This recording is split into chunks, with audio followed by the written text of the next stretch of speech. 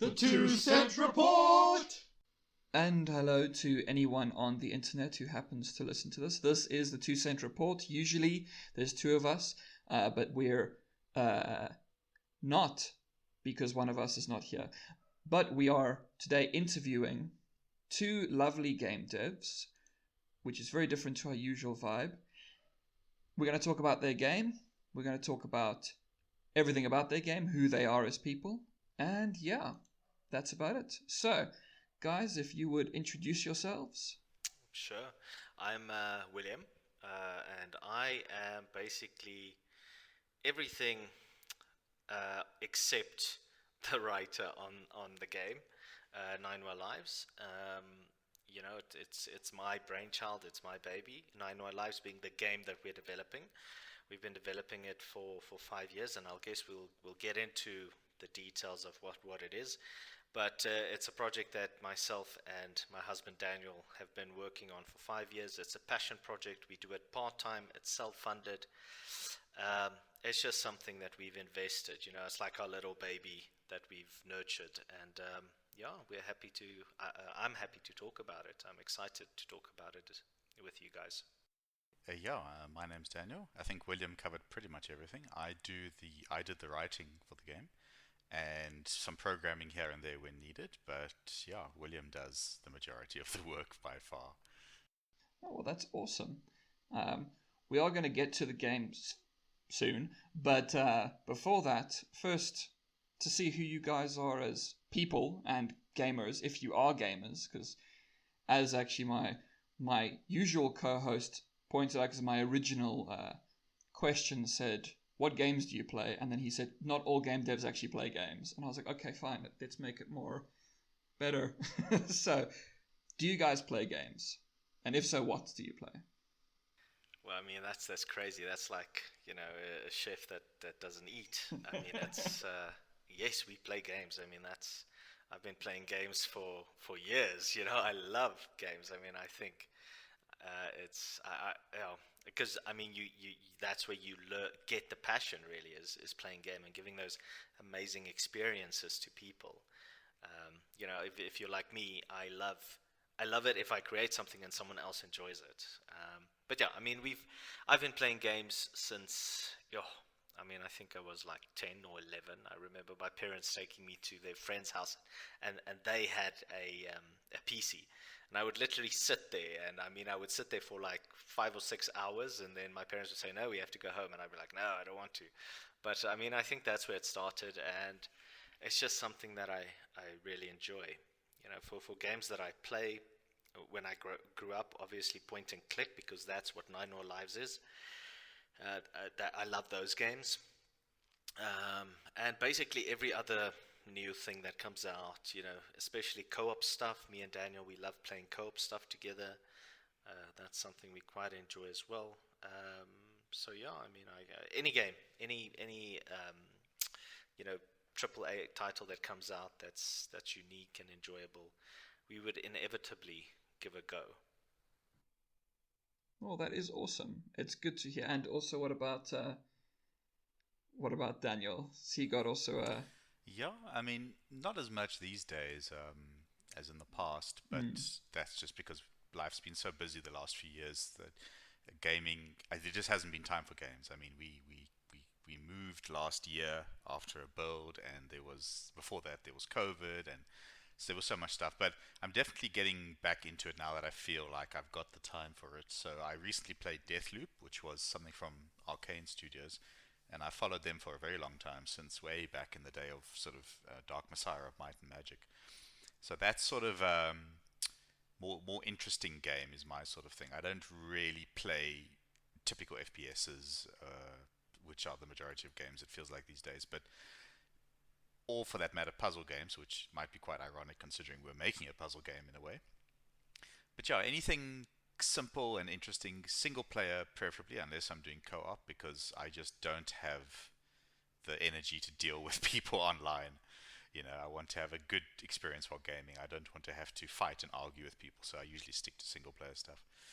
And just anything where I can play for a bit and then pause and pay attention to something else and then come back to it. That's my sort of game. I completely get that. Single player also all the way for me. I don't like talking to other random gamers who will get angry at me for playing a game. Not really my vibe.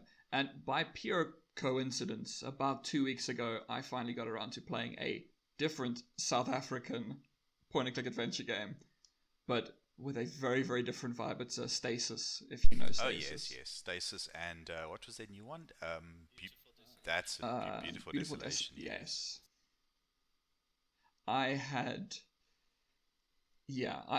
a near chance to review Beautiful Desolation, and then I missed it by a minute. Someone else got it before me.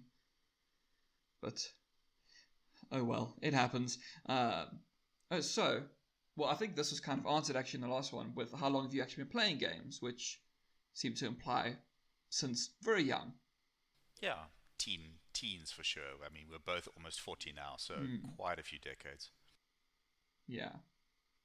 No, and actually, see, I had these questions laid out, and you've kind of answered them. What kind of games? I think we've gotten that, so we know what kind of games. You both seem to like the idea of having something more so unique, not so the boring. Yeah, it feels like after so many years, run-of-the-mill. we've now played FPSs and this and that. And I mean, William finished Halo, or almost finished Halo the other day. But the amount of innovation in those spaces feels like it's so minimal now. It's just, look at Call of Duty's annual, releases. It's like, really another Call of Duty game? Is this really what we want to play? And the answer is usually no. Our time is so limited. Our free time is so limited between our jobs and our own game that a game has to not just bore us, and so many games bore us. Yes. But you know what's interesting? Because I recently played a Deathloop as well, that Daniel played, and I mean before that, Hitman, the series, I would always go, that looks like something I would thoroughly enjoy, and then I would start playing it, and I would just not get it. I would struggle with it. I would have to repeat things. It didn't make sense to me. But then, oddly enough, Deathloop was the gateway drug to playing Hitman, because in Deathloop, it sort of teaches you that, repeating stuff is not a major drawback. I mean, you have so much variety in that repetition, and I also personally enjoy Dark Souls as well. So there's something there about because Dark Souls is also very much about repeating sections and learning and growing and, making plans and putting things together and making little puzzles. And that was so interesting because Deathloop basically showed me, or maybe it showed my subconscious or my animal brain, I don't know. It taught me that it's actually quite enjoyable repeating sections. And then I played Hitman and it just clicked for me, because that's another game that I just absolutely adore. I love the freedom of it. I love the ability to go, oh, you know what, can I headshot someone, from that church tower, over the whole map, basically. Is that possible if I wait for the right moment? And, it is. And it's so satisfying. Yes. I think that's also that little endorphin squirt that you get. Same as when you beat a Dark Souls boss. It's that same sort of endorphin rush. Because you feel accomplished. And it's interesting because like with like what Daniel said about the Call of Duty stuff, I mean, I understand that there's a cooperative element to it, and that's a lot of the lure. But I mean, military shooters in general, it's, if you see stuff that's so drab and grey, and it's another Marine, yelling at me, you do what I say when I say it, and then I roll my eyes. I'm like, ugh, pass. And I think it's oversaturation. And I think it's also cyclical, things that were popular several years ago tend to come back. And that's also our hope with Noir Lives, that there'll be a bit of a resurgence with the point and click beyond the niche group of people that do enjoy games like that. But we'll see. Hey, you'll see. Well, I'm as a brief spoiler ahead, I did play the demo and absolutely loved it. And then when it ended, I was like, oh, I wanted more, but okay, it's fine. I'll just wait. I'll just wait. Yeah, shame.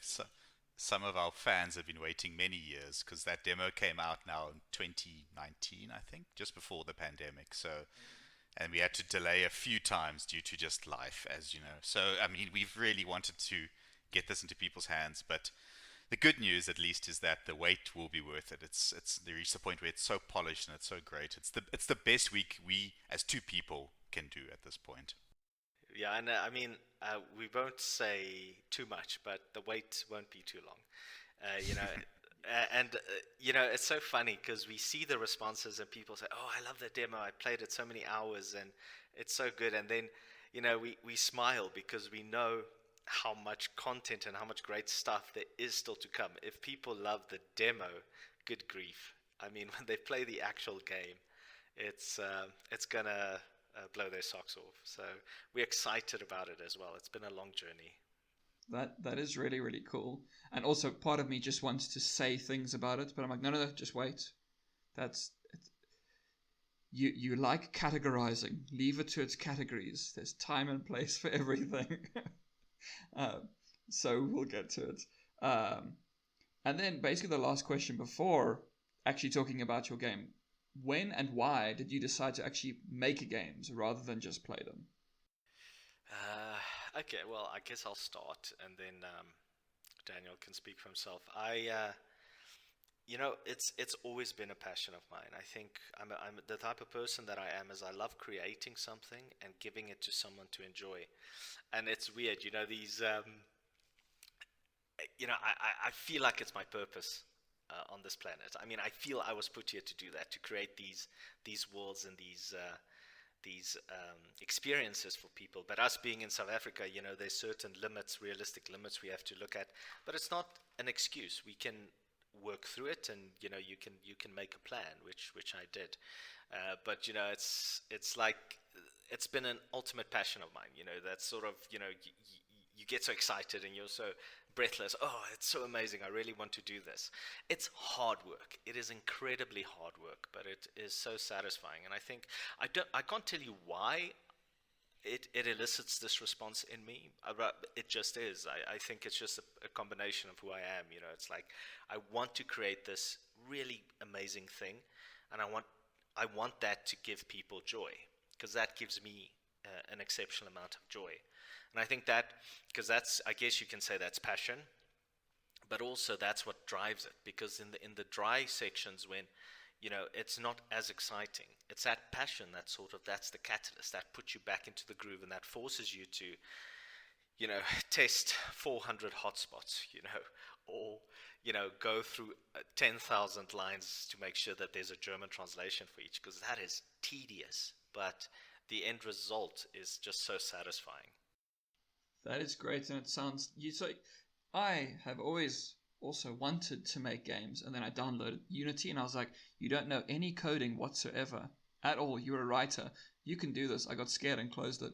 So when you say 10,000 lines of code, I'm like, I do 10,000 lines of writing. That's easy. It's fine. It's fine. So massive respect for that. But you know what I realized is that it's weird. Like if I had understood the amount of work that would be required to get to this point, I would have thought hard again if this is something I want to tackle. And I think that's the key thing. You should never try and, because that if you don't see everything you need to do, that's actually ideal. You start so small and so humble. I actually sent Daniel a screenshot of our very first menu. Man, it is not nice looking. The first few minutes of Cuddles, our main character, you know, walking on the screen, he's this, you know, this thin, decrepit, odd-looking thing that goes across the screen, and he's like floating like a specter.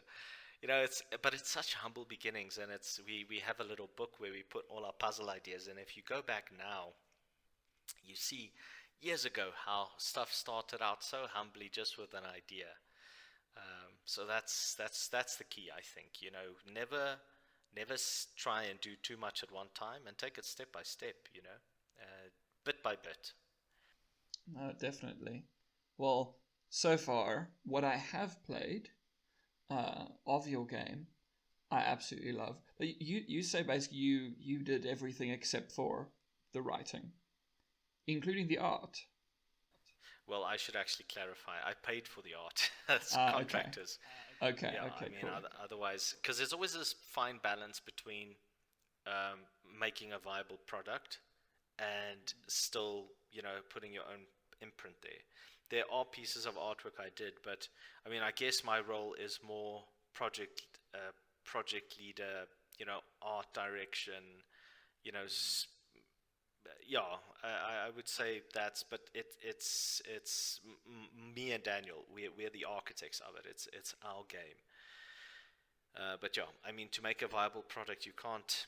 You have to. You sort of sacrifice things.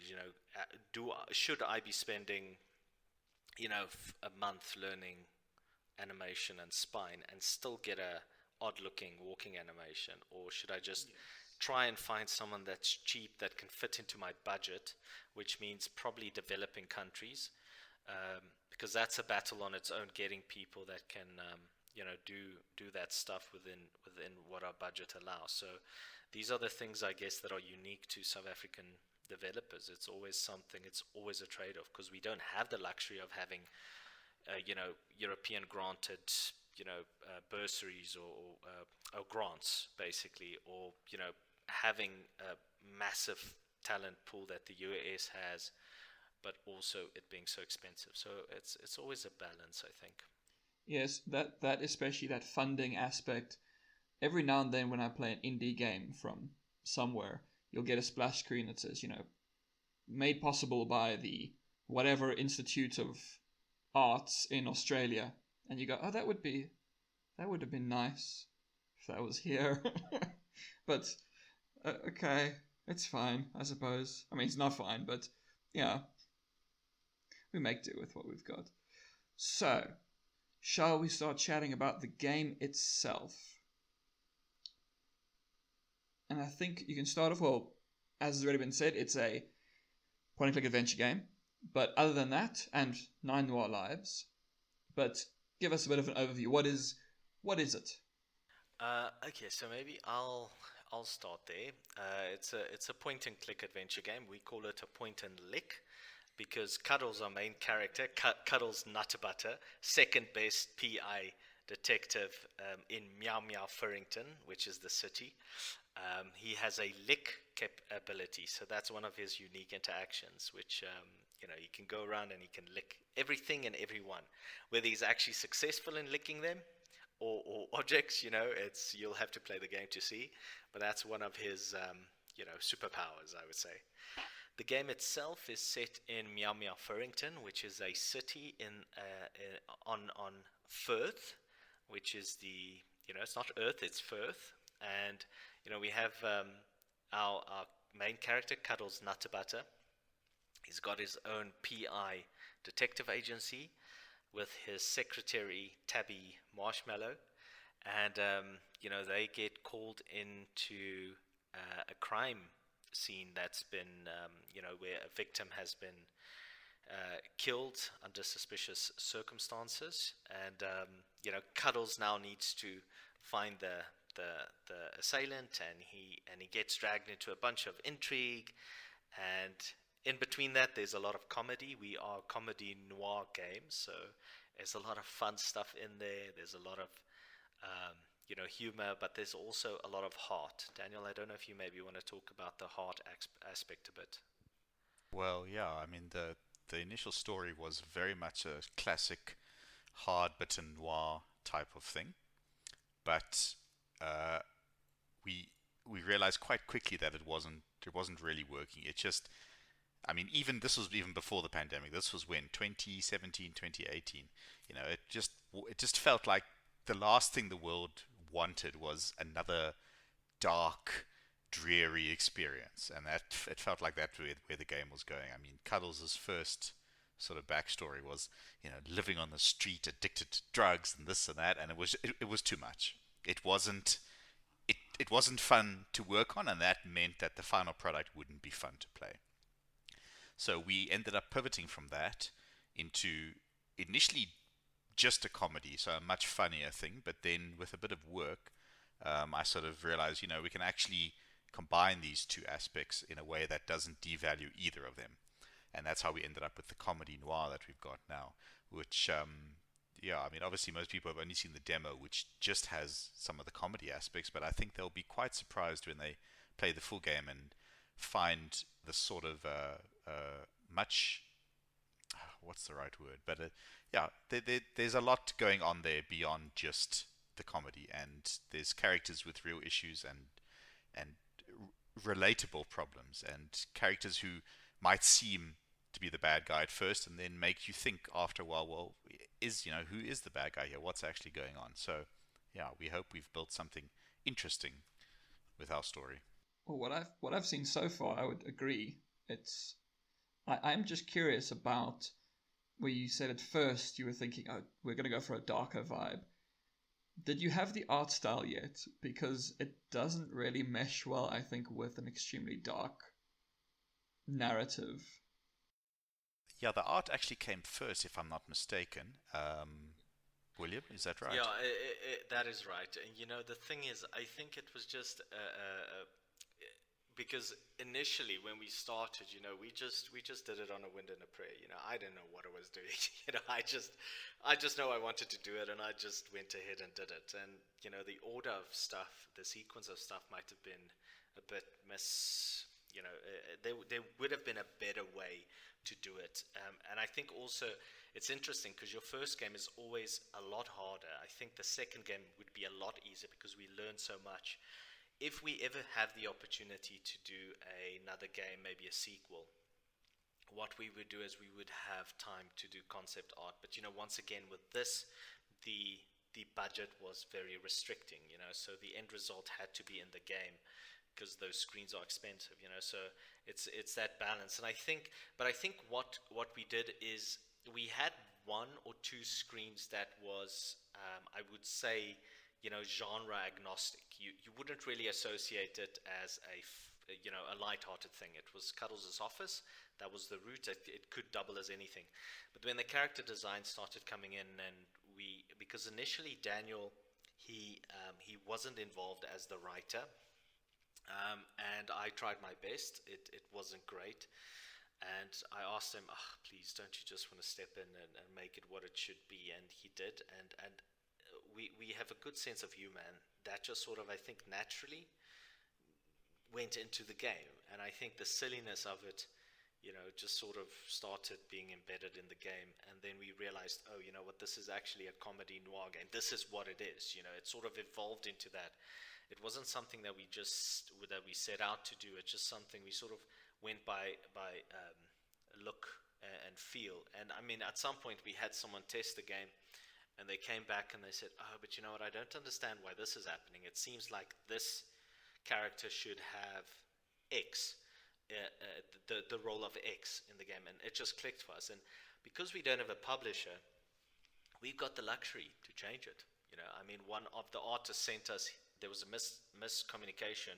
I wanted a specific thing. He sent back another thing, and it was brilliant. We were like, this is fantastic. This is going in the game as is. It's going to be a great point in the game, where Cuddles does a few things. I'm not going to spoil it. But those are the things we had the luxury of changing and saying, you know what, we want to put this in. Let's do it. We aren't beholden to anybody, and I think that was also quite important to us. I don't want to push things out quicker than what I wanted. I want it to be a specific quality. I want it to be the experience that we envisioned. And, not having a publisher and putting pressure on us, that's the key. The downside, obviously, is that this is developed after hours, that we self-fund it, so the development is slower. I mean, we spent 5 years on this, which is an exceptional amount of time, but that's just the reality of where we are, and it's something we're quite proud of what we've been able to reach. No, you should be. It's so far, obviously, has only seen the demo, which doesn't show much of the game, but I was because I will technically get to this a bit later, and we'll discuss it properly then, but I always with indies feel a little bit worried whenever voice acting comes into play because it often isn't great. And I was just like, oh, actually, like, good voice acting. Okay, this is all coming together. Also, I did realize one thing that we never actually said. We've used lots of puns along the way, but have never actually said that it's an anthropomorphic cat character world. Yes. Of course, that's important, right? Otherwise, people are like a character detective named Cuddles, not about it. That doesn't make sense. Yeah, so just to make sure people know it's an anthropomorphic cat world. So. And just to mention on that, Cuddles himself is based on our own cat. So we oftentimes take photos of Cuddles, of our own cat, and then we post it. We have a Reddit community, so I encourage people to join there. Discord, yes. And we often post pictures of our cat there and say, Cuddles sleeping on the couch, Cuddles chasing birds, although he doesn't really do that anymore. But that is his name. Is he Cuddles, or is it the full name? Well, we call him Baby, actually. So that's not his full name. Yeah, I mean, having a main character called Baby would be weird. He actually does have a name that we don't call him. Like, Baby is also a nickname, so he's got like 2 nicknames. So yeah, it's just, yeah. You know what? If you don't have, my dog's name is Kayla. I don't call her that. She's Cakes, Cakey Bakes, Vicious. Exactly. So. And our other cat's name's Fatty. So. Perfect. We have a high opinion of our cats, apparently. Does Fatty make an appearance in the game? Yeah, sort of. He was the inspiration for our main antagonist, Bartholomew. He doesn't look quite the same, but he's close. Okay, and he is not in the demo, from what I remember. No. Yes. Okay, cool. There are references to him, but he's not. He doesn't show up yet in the demo. Yeah. Yes. No, and actually, as soon as, because I took a little while to actually play the demo. My co-host, he played it first because I happened to be busy, and he said to me, "Justin, this is going to be your vibe completely." And I come in and I'm like, okay, anthropomorphic animals. I'm doing my master's degree on an anthropomorphic animal manga. So I was like, okay, cool. It's fine. All right, yes, this is for me. It's a noir and it's comedy. Yep, okay, cool. It's perfect and it's point and click. Yep, all right, it's fine. Awesome. So now if we can just convince about 1 million people to feel the same, that'll be great. Exactly. Yes. We got to get that sequel made, guys. Exactly. But yeah, I mean, choosing cats was certainly the internet loves cats. That was something we were cognizant of when we started this. But at the same time, we love cats, so it was an easy choice. But what's interesting is, like, if we look at the game, and I mentioned it earlier, but none of our choices was made for what people would like. Our choices were made for what we liked and what we found funny, and what we want to put in the game. And I think that's also key. You can see if a product has been made with a market in mind. I mean, it lacks that love and that soul, and some people will love the game, others will not quite get it, and that's okay. I remember going to that Make Games SA conference, and there was a competition. I think it was the Nordic competition, and Noir Lives got in, and one of the questions, there was a whole thing where we had to answer some questions and stuff, and the one guy, he was like a mobile, very much in the mobile, making money, which is perfectly fine. That's why he's in the industry. But I remember him asking me, how do I expect it to make a lot of money? And I said, you're missing the point. That's not the point of this. It's not for me to make a lot of money. I mean, if that was the case, I would have quit my day job and I would have focused on this and gotten it out in a year. The point of this is to create something amazing that people would love, especially in this time that we're living where things are so dour and gross, to give something to people where they just enjoy it and laugh. I mean, I think that's the most rewarding thing. And as I say, not everybody will get it, but that's okay. The thing is, the people that will get it will absolutely adore it. Exactly. And I think I have also always agreed with that. As a literature nerd, I have always basically said, no, people should make the things, make the books, make the games, make the movies that they want to make, but sadly there are money men usually who say no, which is why I like indies, because it's in indies that you will see people actually trying things and actually trying to experiment and doing something different. If I wanted a military shooter, I can get that anywhere. There's so many. And it's so seldom when something in the AAA space actually innovates in some sense. I haven't played Deathloop, which you've both mentioned, but that sounds like something that actually innovated in the AAA space, which then stands out as something that's actually special. Not very common. It really does. I mean, I would say it's actually a new genre. I mean, there is roguelike. There are other games, but they do it so exceptionally well. They bring in this sort of Dishonored aspect to it. It's very clever, and it's such great respect to them because it can go so wrong. If they implemented it so well, I mean, the core mechanic can go so wrong if it's not implemented well because you'll be so lost. But they did an amazing job with it. It looks like something fantastic. I still haven't gotten around to it, and I need to. But it's when we were talking earlier about military shooters, I just remember sitting there going, yeah, there's only actually one military shooter that's ever stood out to me, and that's because it was a criticism of military shooters, Spec Ops: The Line. And you're like, oh, okay, that's the only thing that actually stands out as being special. So I like that there's things special. I have always personally actually struggled a lot with point-and-click adventure games because I am bad at logic, but I love the stories, the worlds, the characters. So I will literally sit there and be like, okay, I'm struggling with this puzzle, but I love every single one of these characters, and so I will push through.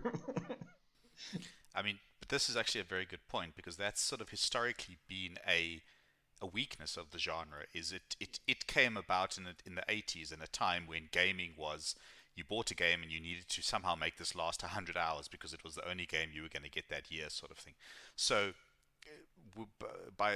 for whatever reason, you ended up with these games that had just ridiculous levels of difficulty if you weren't super observant and your memory was perfect and this and that. I mean, there were exceptions, but it could be an extreme challenge for people who just wanted to play a nice game, I mean, it's why I didn't play a lot of them, because I'm actually terrible at puzzles, absolutely terrible at puzzles. My brain just doesn't work that way. So, I mean, at some point we decided to add a story mode to our game. And the purpose of that is specifically for people who want to play the game and have fun and are bad at puzzles. They want to just see it almost. I mean, it's not that we give you the answer straight out, but you certainly don't have to go to a walkthrough, which historically has been the go-to answer, which I think is a flaw of game design. Like, if people have to go to the internet to solve your game, then that's not very good. And more modern point and clicks have kind of done things. For example, Thimbleweed Park had 2 difficulty modes, but the problem was it was normal and then much harder, which I think is the wrong way of going about it. We've gone the other direction. We've got normal and story mode. And in story mode, all that happens is that none of the puzzles are changed. We didn't have the resources to basically write 2 versions of the game. But the journal that kind of tracks your objectives in the game, instead of simply helping you keep track of all the different plot lines, gives very strong hints as to what you can do to solve puzzles. It's not outright answers, but it's going to tell you, nudge, nudge, hint, hint, hey, maybe you should try this sort of thing. And I think, and for me, that's key, because that lets me relax about the game. I don't have to stress that I'm going to reach a point in the game where there's a puzzle where I'm stuck, and then I have to feel like I've failed when I go to the internet for the answer. The game has a built-in mechanic for that. The game says it's fine. Don't worry. Toggle this mode on as you wish, whenever you wish. Get the easier answer, solve the puzzle, turn it off again if you want, and carry on playing. Because that's how we want this to be. It's not a point and click for people who want to struggle for hours and hours and hours. It's a game everyone can enjoy. That to me is perfect. I'm sure it's to a lot of people actually, because that is exactly my problem. I, for instance, love Grim Fandango, but it has complete moon logic, nothing makes sense, and I played it with a walkthrough. I just wanted the story and the world. And so actually when I was playing the demo, I was like, okay, this is actually quite chill. And I know there was a story mode, I didn't use it, but I knew it was there, and I was going to bring that up because that is a great thing to add. Having these kind of accessibility features can really help, because it is also a lot of games you might miss one small thing, and then it's kind of ruined for you in a sense. So I think it's great that you did add that, and also just how your puzzles aren't too. Or obviously, I've only seen the demo so far, but the puzzles aren't intensely difficult and sort of, as you'd say, moon logic, which was playing some, especially old LucasArts games, extremely complex, and you would go, okay, that doesn't make sense, even in retrospect. So we try to stay away from that sort of thing, absolutely, because it breaks the world and it disrespects the player's time, I think. You know, I mean, it's a gift to us that people are spending time in the game and they enjoy it. You know, who are we to now artificially extend the time and go, well, you have to combine this chicken with this fishing rod to do the washing? I mean, that doesn't make any sense. So all of our stuff are very rooted in reality, and it's also, there are some fun stuff in there, and a bit, you know, if you just keep an eye on it, you'll get it. But it's never unfair. It's always, oh, that makes sense. And I mean, we've had several people play it through, and where we needed to tweak puzzles, we have. Where we needed to put more signposting, we've done that. You know, so I feel quite confident at this stage when people play it through. You know, we have enough of a difficulty for it to be rewarding, but it just makes sense. If you're in the game world, you will eventually get the answer. You know, that's the basic design philosophy that we've gone for. But I mean, because who wants to be frustrated in a game, right? yes. Although, of course, you will always get the get good people who act as if that's the point, but they're wrong, so it's fine. So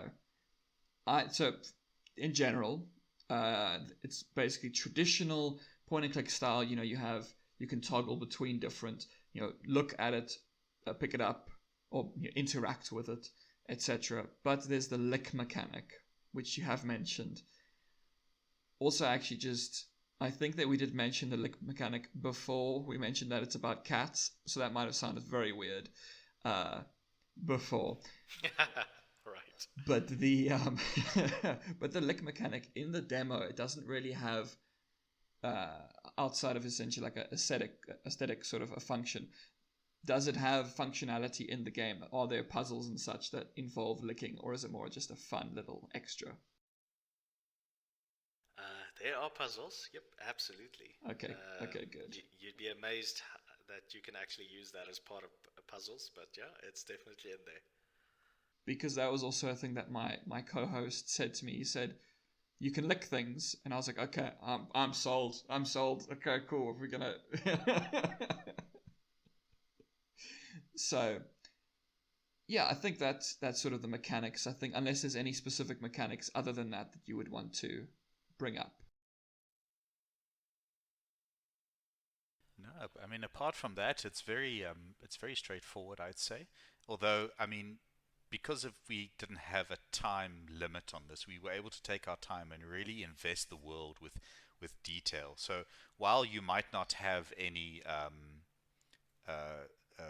extra fancy features or whatever, there's a lot of hotspot and hotspot detail, and for every single hotspot in the game, you can use every single action. So look, use, lick, and so on. And on top of that, most of them have 2 responses. So we were really able to. I mean, we ended up with 120,000 line script, And while a lot of that is dialogue, a huge amount of it is also just hotspots, because it's just fun to go around this world and look at these things and to see what happens when Cuddles licks some random thing, like, okay, let's see what happens when he licks this or when he licks this.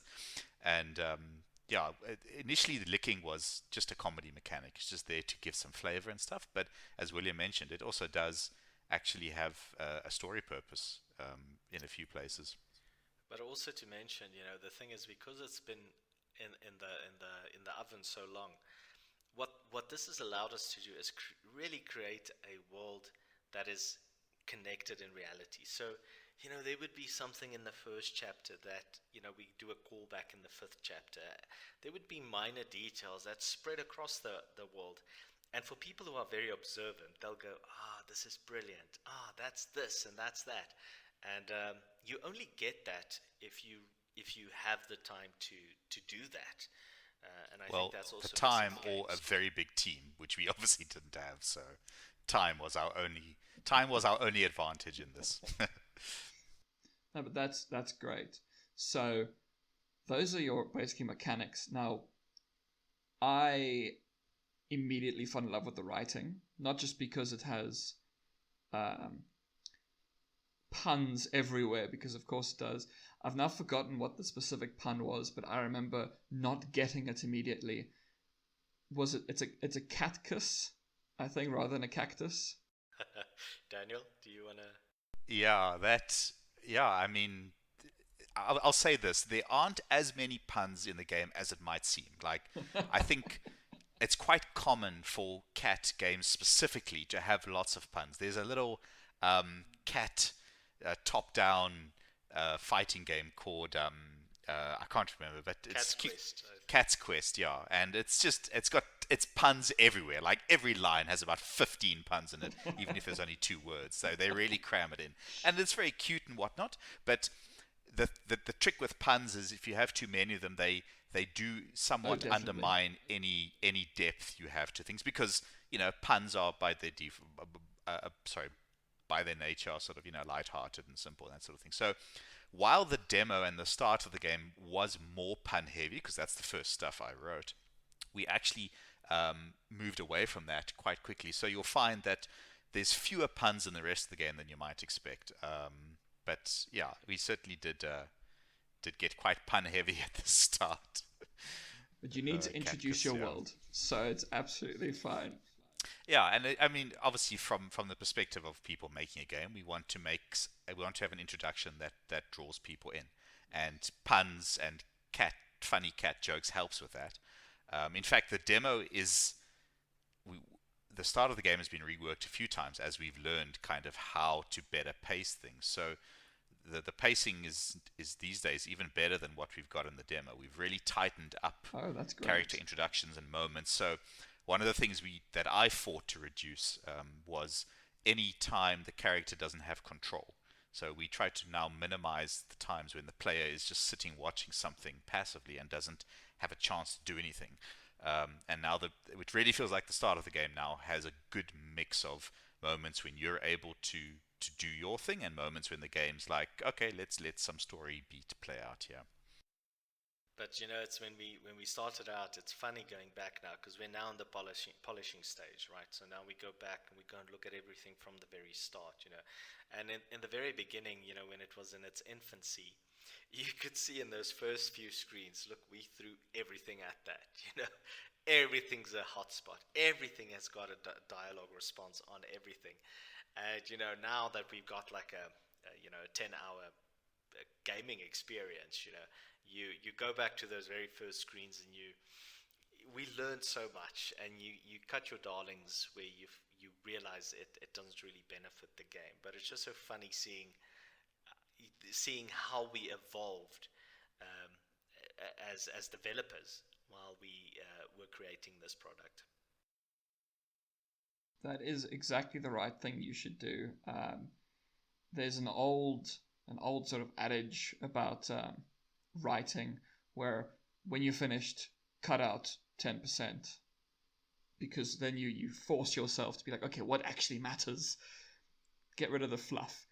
And actually, with the puns, it reminds me a lot of a huge criticism that I had of Killzone 2, because I don't know if you ever played Killzone 2, but in that game, the characters swear 2-3 times a sentence, and swearing loses all its punch. So, swearing should have a point. And the same with like a pun. If it's everywhere, you start going, okay, yeah, it's fine. So it's good to pepper them through and not be too heavy-handed. So I think you made definitely the right call there. I'm also quite to hear that's a throwaway line that you said about it being about 10 hours, which it's not a bad length at all for an indie in general, unless if it's Binding of Isaac or something it doesn't count. That's different. It's a roguelike. Yeah, I mean, we're very happy with that. Our goal, I mean, it's grown over the years. Look, I mean, we are poster children for scope creep at this point, which I think is just normal for this sort of thing. But it went from a 4-hour thing to a 6-hour thing to 8. We actually have 12 hours of voice acting in the game, but that's if you look and yes, if you look at everything, do everything to everything, which, to be fair, some testers have done, and I mean, they had a fantastic time. So, I mean, 10 hours is our estimate for, the average player's playtime. I think if you really take your time with it and look at everything, you could be even, 14, 15 hours. And if you really know puzzle games and you really sort of zip through the stuff, probably 7 to 8 hours. But yeah, we are very satisfied with the length of it and the value it offers you for your money, because it's not going to be particularly costly. It's going to be typically priced like most indies, and yeah, we're very happy with that. But the reason why it grew so much is because the story really merited it. When we were developing the game, we had our sections and our high points, but as we started realizing what the story is, we realized, we need to put this in, we need to go there, we need to do X. And, the question we always were faced with, is a quality question. I mean, it's a balance, but, do we want to commit to this? And normally the answer is yes, because it serves the story. It makes it so much better. We actually last year November, we realized we had to do one specific thing to make the characters feel more alive, but that's like 4 months of work. And we realized we should just do it, because it detracts. If we don't have that, it detracts from the voice acting. And it's exceptional now how it looks. I mean, it really brings the characters to life. So it's well worth it. But once again, if we had a deadline, if we had publishers, if we had, financial pressure, then, we wouldn't be able to do that. So it just gives you a lot of freedom, which we really like. So it's scope creep, yes, but I think the end result is well worth what it ended up being. The story is served quite well. We stick the landing of the game, so we're happy.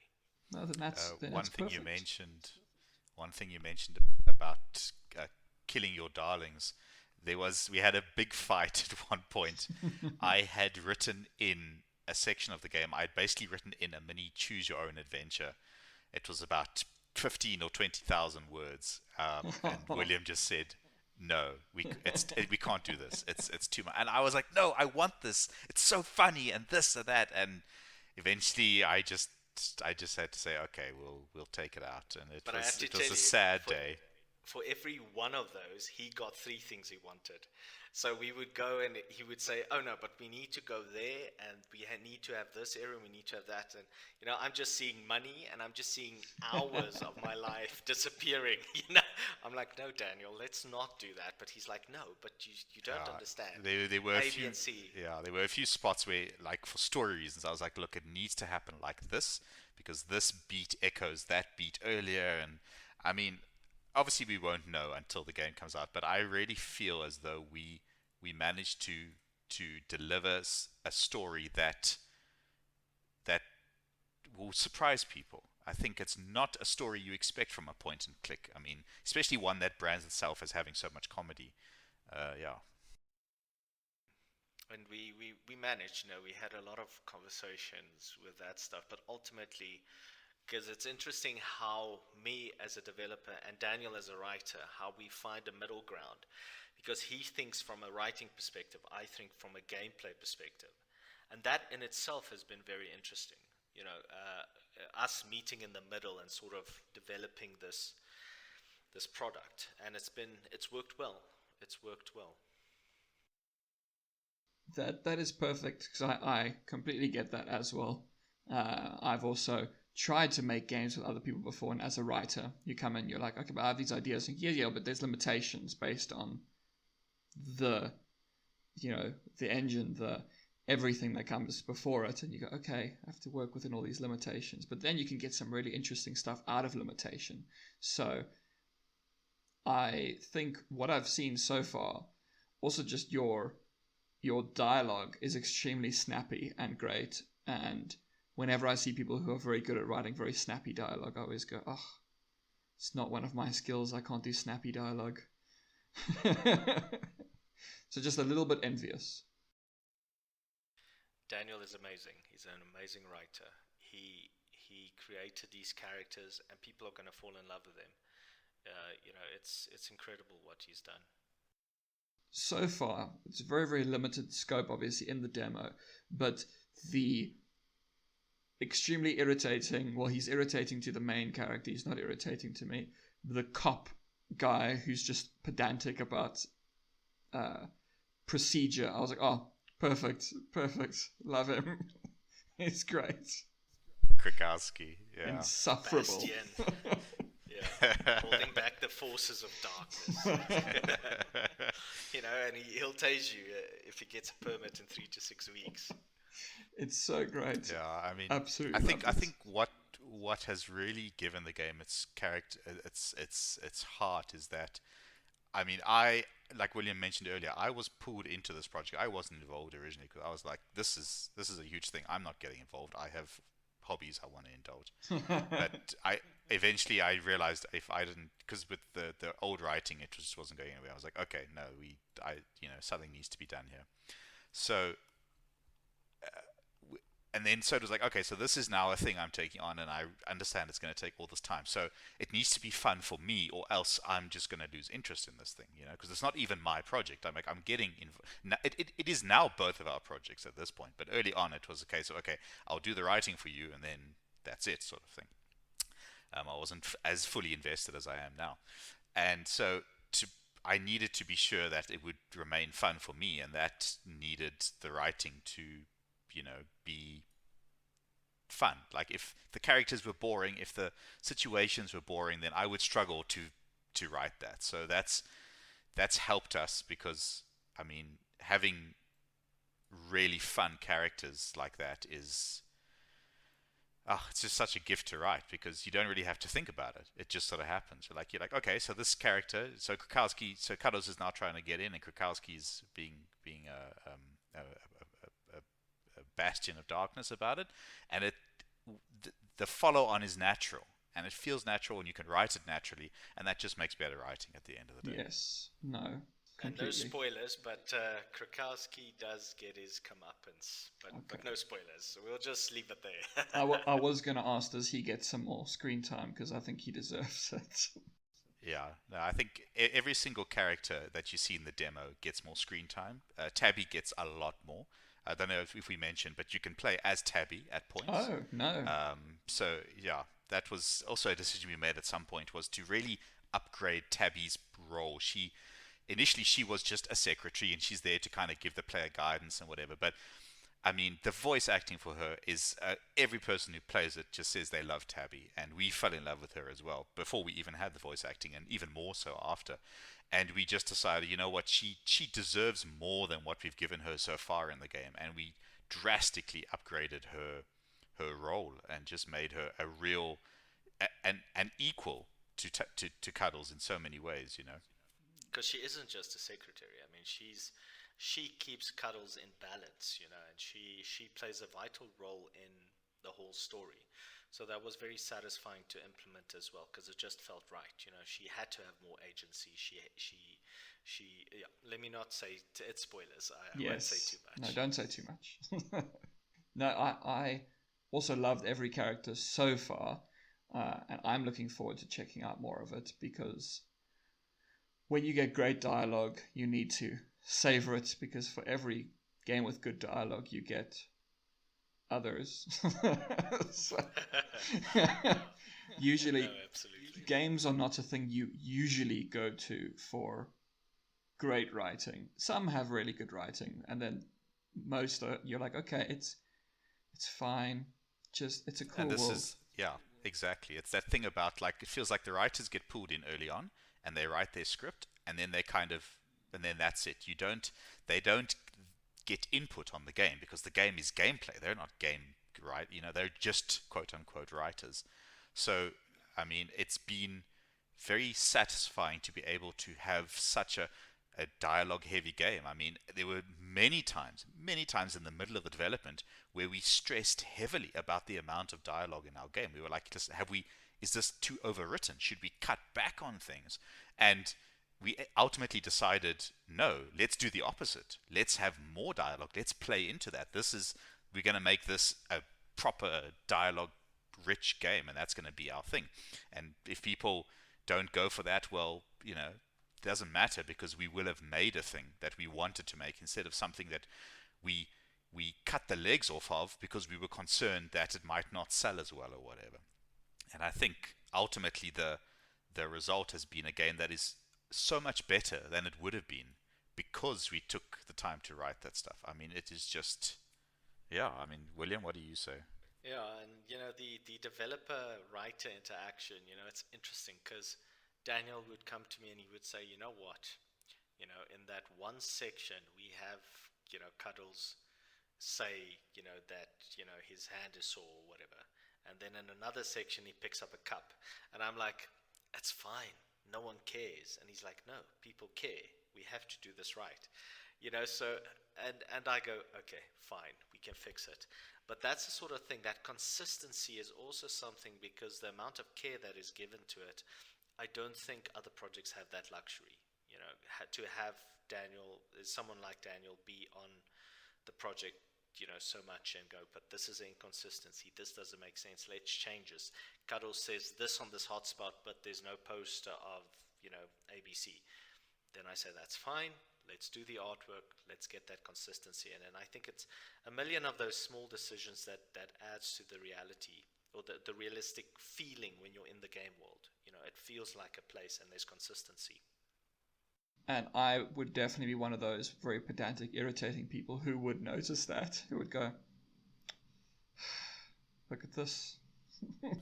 and that's exactly the sort of person I am, and that's why I want it to be right, because it feels to me like maybe only 2% of players will even notice these things, but those who do notice them would appreciate them so much more, because it shows an attention, it shows a respect for the fantasy world that is out of, it's more than you get with most games. Most games treat their worlds as a place to play a game, but for me, this Meow Meow Farrington, this has become a place where these characters live. So I'm not just making things happen to them, I'm telling you things that are actively happening in their lives, So it's not about, oh sure, it's a mismatch, but that means that, yeah, it's hard to explain more than that. I think maybe a good way of looking at it as well as a thing I just wrote. The character has a work week. I never mention what day it is, but I knew what day it was. I was mapping them out, be like, well, on Friday it has to be, there's no work tomorrow. So you have to make sure most people will never notice, but some will. No, it's exactly that. You need to have it there. In your head, the world is far vaster than you ever show to the player. Yes. But those bits of it that you show to the player are then consistent because of the mental world that you built, and that the consistency of that model is important. And that's exactly what we've gone with this game. And it's influenced a lot of things. I mean, it's influenced how we approach some puzzles. I mean, as William mentioned, all the puzzles are extremely in-universe consistent. There is no moon logic. He's been against that since the very, very beginning, for good reason, obviously. And the characters that are in it make sense, and the way they behave makes sense, and everything feels like it flows and is consistent, and it pulls you into that world faster than you expect, and it gives you an ability to make judgments about the characters, because they don't just feel like caricatures; they feel like real people. So you as a human feel capable of passing a judgment on this cat person telling you something on a screen. Completely. And I think also, to me, because I, for instance, love noir stuff, and I also do recognize how ridiculous it is most of the time. And I think it's something more people should lean into. Like, I've done that kind of thing where I'm like, no, let's do noir, but let's be... because it's so serious that sometimes you just got to do that. And I think it all comes together really, really well. So we have some... Like, I mean, our noir certainly is serious, and we play into that with the game's design. We have moments of noir-style narration where you'll... it's not in the demo, I don't think, but like when you meet a new character, there'll be a little introduction to them with some narration, and it's very noir, but then it'll come out of that mode, and it'll be, Cuddles saying, "Can I lick you?" or something, and we got lots of juxtaposition like that. But then at the moments where things do get very serious, the game treats it as something serious. It doesn't treat it flippantly. It treats it as if the whole rest of the game was noir already. So, and we've really worked to integrate those moments and the stories and the characters involved with them. Yeah, and it's come together brilliantly.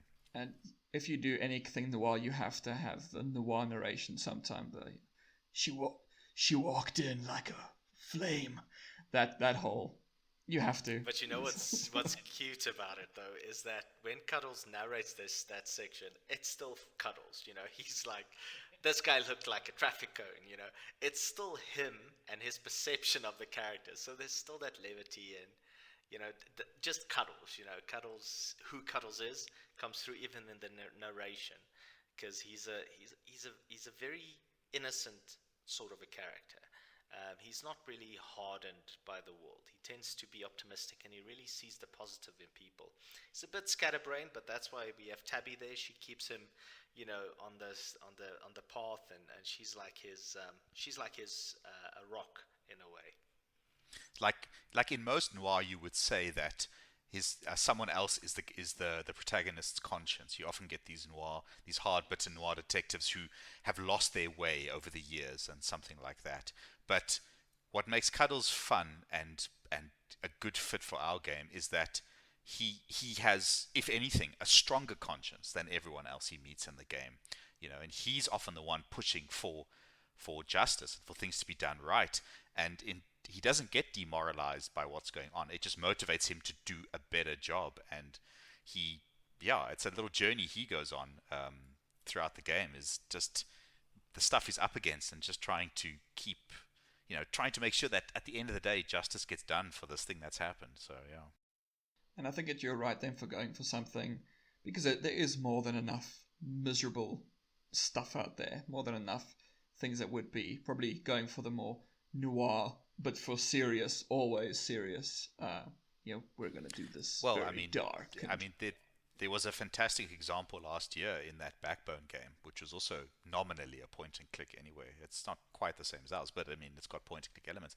And that was also anthropomorphic animals in a city of anthropomorphic animals, not cats. I think it was raccoon and some other stuff, but they went for full-on noir, which is obviously, they can do what they want. Nothing wrong with that. But, I don't have a great desire to play it, because there's so much horrible stuff going on. Why would I want to immerse myself in more of that sort of thing? I want lightheartedness. I want the cat quests of the game. I want something where it's not a commitment to get involved in the game, where I know it's going to be a relatively short experience, and it's going to be fun, and it's going to respect my time. And so we have very much made the game we want to play at this point.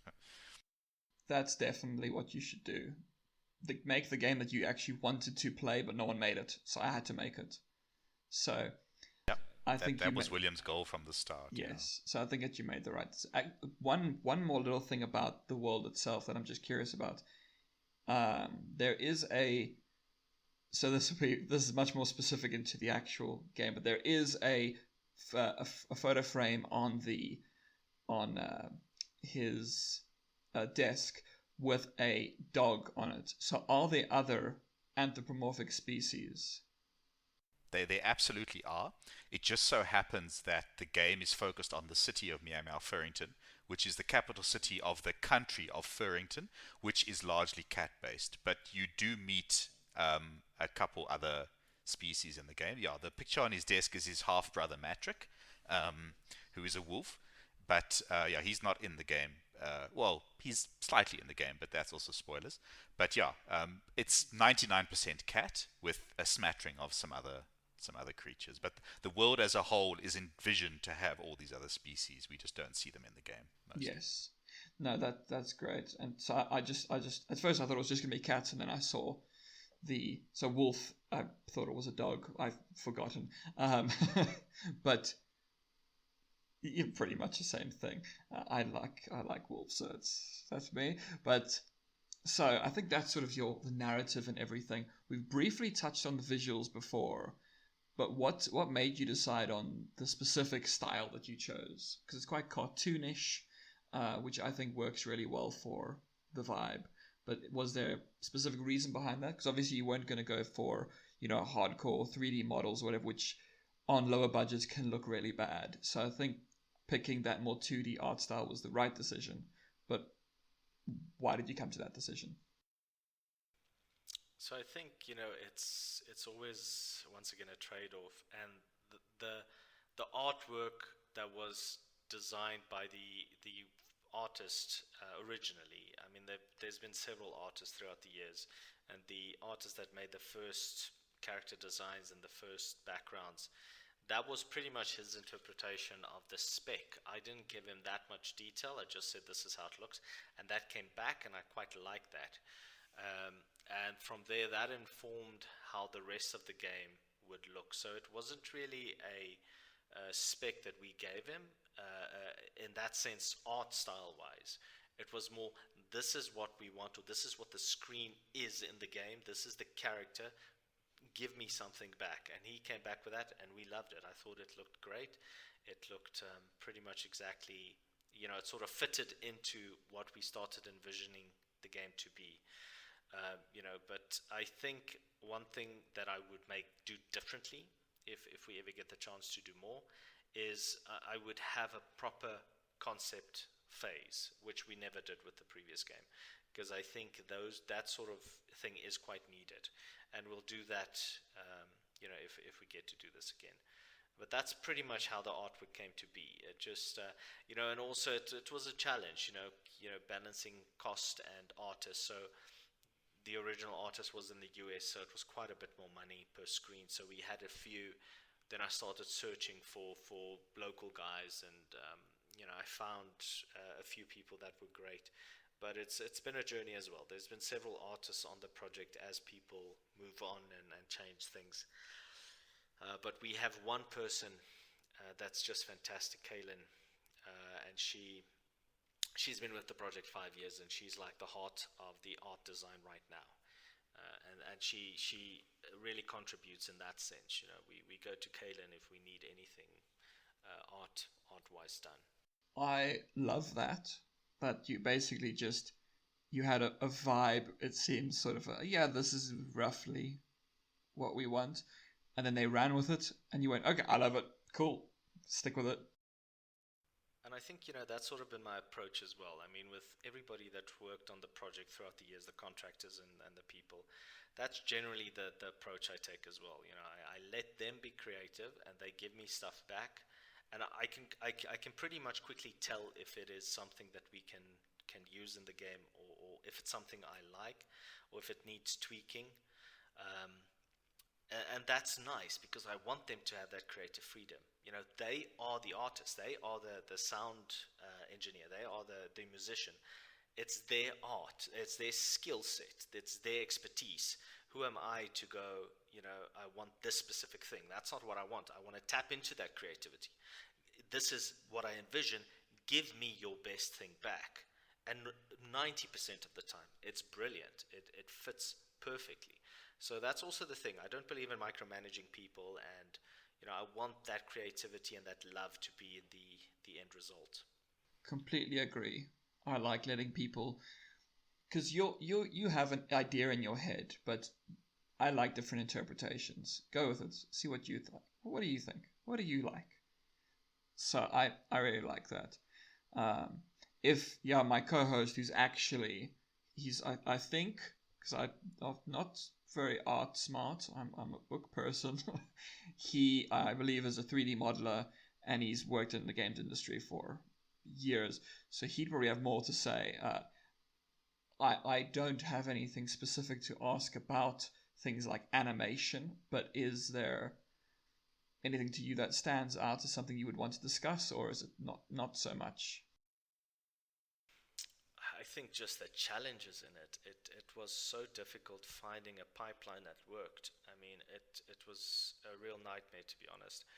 Getting that whole pipeline of how do we actually get animations into the game, because it's sprite based.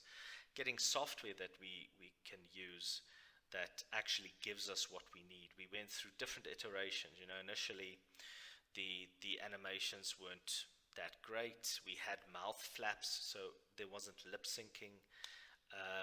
We had to iterate so much to get to a point where it was actually usable and workable, and we've done that now, and we've learned a lot. So I think that's the most valuable thing is that we've learned so much in the process, because it's not things that are obvious, and we have a pipeline that works now. So anything going forward will be much simpler, but it is surprisingly difficult to get that looking good and working and keeping that consistency through a 5-year project as well. It was quite a challenge. Oh, for sure. Actually, I was going to ask earlier when you said there was a something that you realized in November or December that you wanted to change, but it would be like 4 months of extra work. Was that lip syncing? No, the lip syncing was in already. That we changed quite a few years ago, because we realized it's once again that thing of will we be proud shipping it as is? And the voice acting is so great that we do a disservice if we don't do proper lip syncing. So that's the first thing. But what we added in November, we just added a bit more emotion to the characters themselves, so that how they behave actually matches what they're saying. And this is also just learning how the pipeline should work, and that in itself gave us the ability to implement this. So now these characters are so real and so rooted, and they express and they emote. It adds so much, because you see a character now talking and emoting. It really roots the voice acting, and it makes you connect with that character so much more. So we're excited for people to actually see that. I think it dramatically increased the quality of the game. I would agree. I think you get those little pieces of polish here and there which really do sell it to you. Because when you notice something is wrong, something small, it never goes away. You just see it there and you go, yeah, it's just off.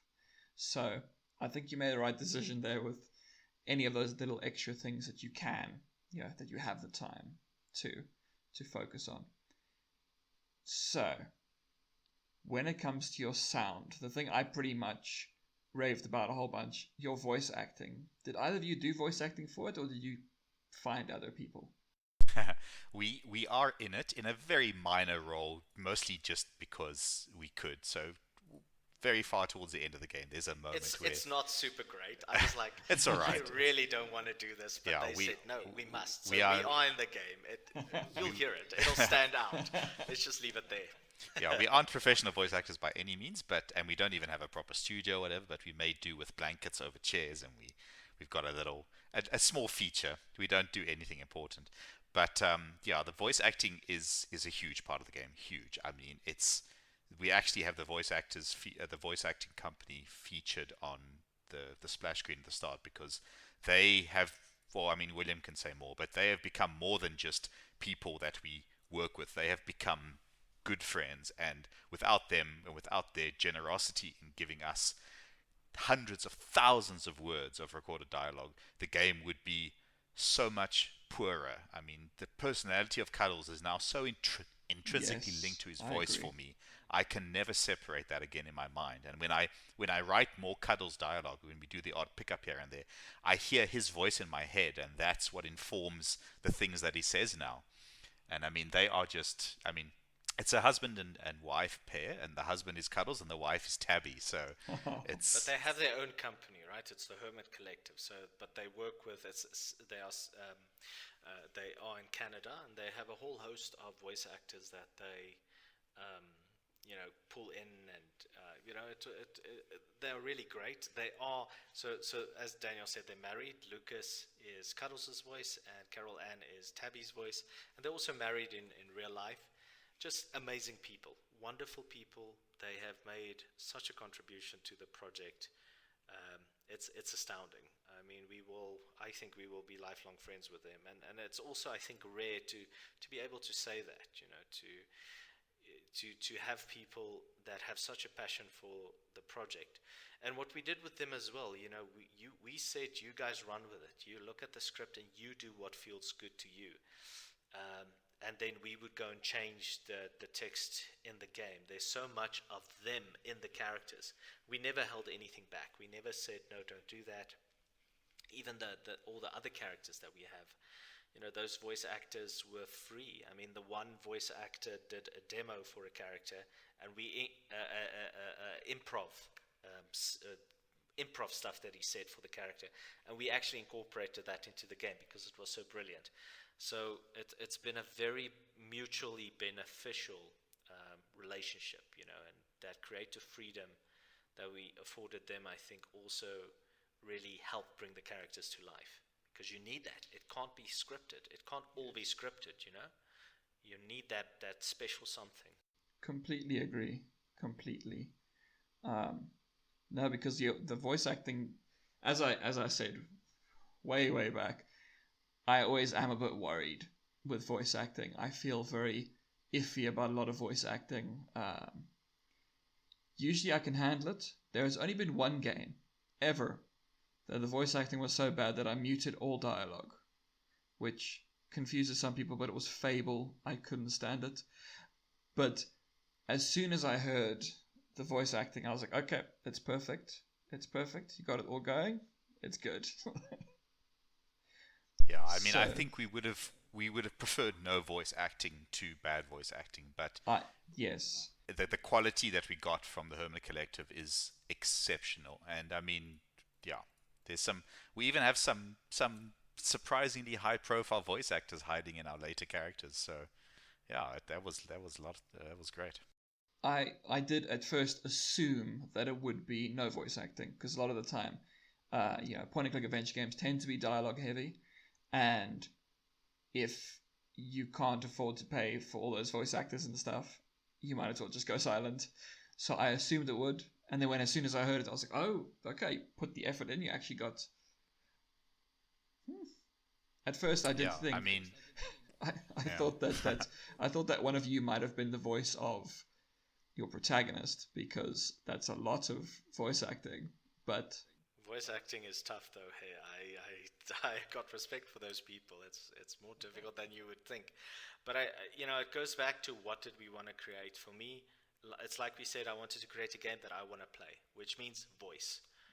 I loved Monkey Island. I know everybody says Monkey Island, Grim Fandango, but I just love that. I wanted to create a game like that that evokes that nostalgia, and I believe we have from the comments we see from people. They play it and they go. I mean, we had one amazing comment from someone that said, it reminds them of when they were younger, they playing those point and clicks with their dad.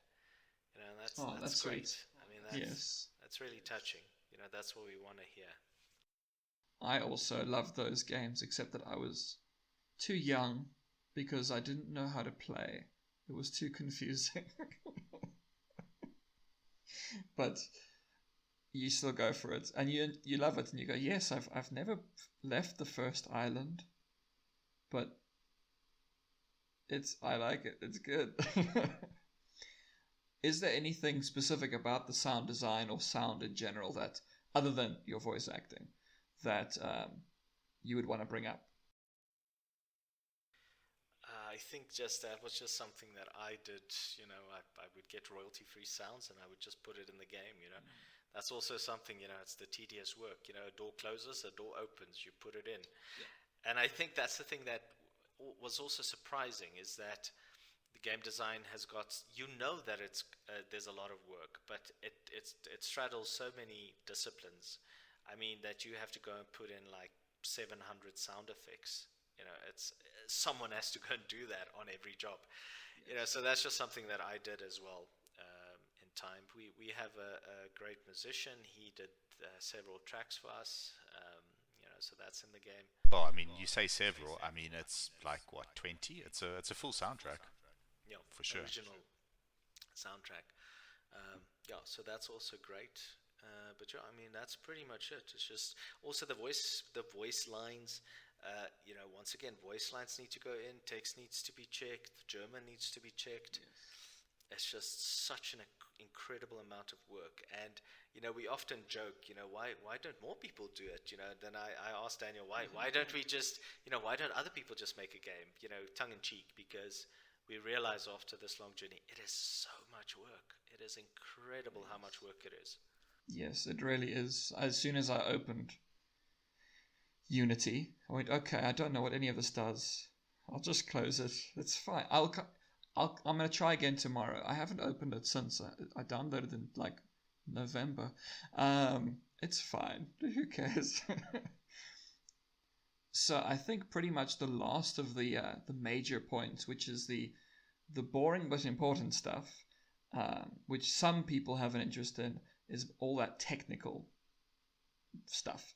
Like what engine is it in, which what coding language is it in, etc. Sure. I'll talk about the engine side, and Daniel can maybe talk about the programming. But it's basically there's software called Silvermode Studio that you can download, and it is a dedicated point-and-click game engine. Daedalic uses it, so that's the Deponia games. That's created in that engine. Originally, I looked at several options. I looked at Unity, and I bought some assets, some plugin stuff that allows you to create point and click. But Unity in itself is just so, it gives me far more than what I need. It's a 3D package. There's a lot to get to grips with. Silvermode Studio is a lot simpler in its approach. It's a lot more accessible, I think, than Unity, but it's still a challenge getting to grips with it. And in fact, I asked the developers of the engine, if they would spend time sharing, training me basically in the engine. I would make training videos for them, and I've done that. So that's once again where there's a will, there's a way. You just need to think out of the box, and I did, and I spent about 2 years just learning the engine and creating video content for them.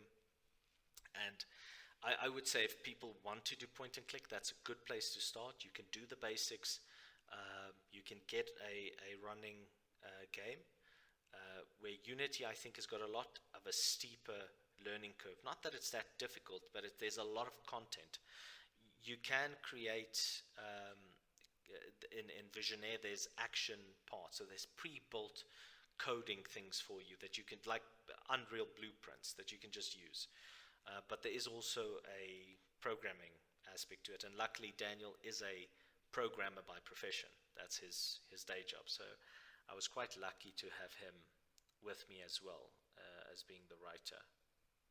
I was actually going to ask about that. Do either of you have, this kind of like coding experience, or did you teach yourself because of the game? Yeah, no, it was absolutely prior experience. William has taught himself programming. He's taught himself C# and used it on little games before and that sort of thing. But obviously, it's not his forte, and he chose Silvermode Studio because it didn't require him to learn too much coding to get done what he needed. But yeah, we've certainly got a bunch of scripting in there for handling puzzles and special stuff for custom fonts, Cyrillic fonts, all sorts of things. But it's compared to any other engine, the amount of programming is minimal. I mean, there's probably not even 500 lines of actual coding in the game. The rest is using the engine's built-in support for like dragging and dropping pieces together. This sounds like my kind of engine. Yeah, it's very nice. You should give it a go. You can do pretty great stuff in there. It's got its issues. It's there's some nuances to the interface and stuff that you need to get used to. But it does what it says on the tin. It gives you an engine to have to create a point-and-click adventure game, which is fantastic. Awesome. Well, then I think that's pretty much everything, unless there's anything of note that you would like to point out still about game in general. I think just if people can check it out on Steam, Noir Lives. They can go to our Discord. We are a very welcoming community. We post a lot of cat pictures, so if you love cat pictures, that's the place to be. We've got our newsletter. There's a pun for you that you can also sign up to. If you guys have interest in the game, wishlist it on Steam. That really helps us. You can just find us on Twitter as well. I think that's pretty much it. And just Justin, thanks to you as well for this opportunity to talk about the game. And all of those things also will be in the description, so you don't have to remember anything offhand, because I have terrible memory, so hyperlinks tend to be better. And do you have any idea of when it will release, or rather still keeping that under wraps? Definitely this year. This year. Okay, awesome. And as a final thing, do you have plans for after the game is released, or so far is it still let's wait and see? I do have plans. But it's all dependent on the success of the game. If the game does well, we will do more. If it does exceptionally well, then it gives us a lot more freedom to make things, to get things done quicker. I am hesitant to do another 5-year part-time development thing, because it's too difficult. I can imagine. So let's hope the game does well enough that allows us to expand in this world, because it's not just this world. We've peppered in a lot. There's a bigger picture, and there's a bigger story as well going on. And for people that are quite observant, they'll actually pick it up in the game. But that's pretty much it. I won't say too much. Oh, awesome. All of that stuff will be in the description. But do you two have Twitter and stuff that you use, or not so much? It's just the game stuff. Yeah, just the game. Okay, awesome. All right. Well, then I believe that's everything. And then you can just find me on this channel and LC Lupus everywhere else. So that's my stuff, and I believe that's everything. So thank you very, very much for your time. Great. Thanks, Justin. Appreciate it. Awesome. All right. Well then, bye-bye, everyone.